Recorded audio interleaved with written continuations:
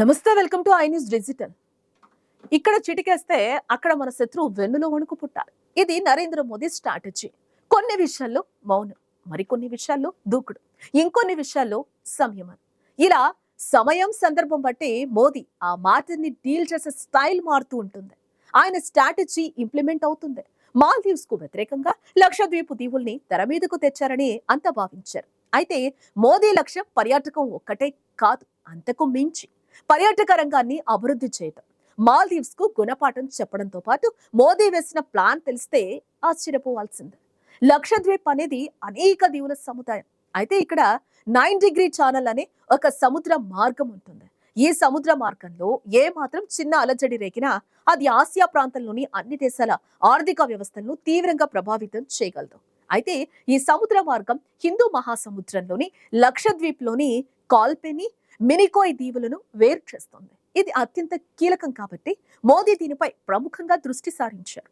గత ఏడాది కాలంగా ఇక్కడ పర్యాటకాన్ని మరింత బలోపేతం చేసే విధంగా చర్యలు చేపట్టారు. ఇప్పుడు అందరికీ అర్థమవుతోంది, మోదీ లక్షద్వీప్ టూర్ అంత ఆషామాషిగా సాగింది కాదు అని. ఎందుకు అంటే దీని వెనుక చైనాకు చెక్ పెట్టే పెద్ద వ్యూహమే ఉంది.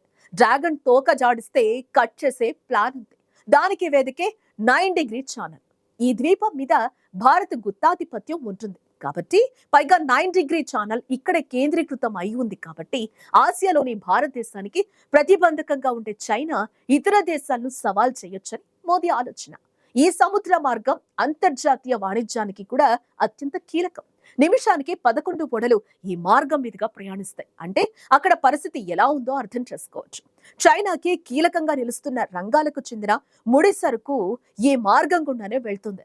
చైనా సాధిస్తున్న జీడిపిలో సుమారు 60% ఈ రంగాల ద్వారానే ఉంటుంది. వీటిని భారత్ నియంత్రించగలిగితే చైనాకు అపార నష్టం కలుగుతుంది. అందువల్లే ప్రధాని మోదీ లక్షద్వీప్ పై ప్రత్యేకంగా దృష్టి సారించారు. 9 డిగ్రీస్ ఛానల్ ఆఫ్రికా, పశ్చిమాసియా, ఐరోపా నుంచి భారత్, దక్షిణాసియా, చైనా, ఆగ్నేయాసియాలకు ఈ మార్గం ప్రాణాధారం. ఈ కీలక మార్గం భారత ప్రాదేశిక జలాల నుంచి వెళ్లటం భారతదేశానికి సముద్ర మార్గాలపై ఆధిపత్యానికి అవకాశం కలిగిస్తోంది. ఇక్కడ విస్తరించి ఉన్న మినీ కోయ్ దీవులను రక్షణ స్థావరంగా ఉపయోగించుకోవాలని భారత్ భావిస్తోంది. ఒకవేళ గనుక భారత్ దీనిని యుద్ధ ప్రాతిపదికన పూర్తి చేస్తే సముద్ర జలాలపై తిరుగులేని ఆధిపత్యం మన దేశానికి లభిస్తుంది. ఒకవేళ భవిష్యత్తులో చైనా దేశంతో ఏవైనా ఘర్షణలు ఏర్పడితే ఈ మార్గాన్ని అప్పుడు భారత్ మూసివేస్తే డ్రాగన్ తీవ్రంగా ఆర్థిక కష్టాలు ఎదుర్కోవాల్సి ఉంటుంది.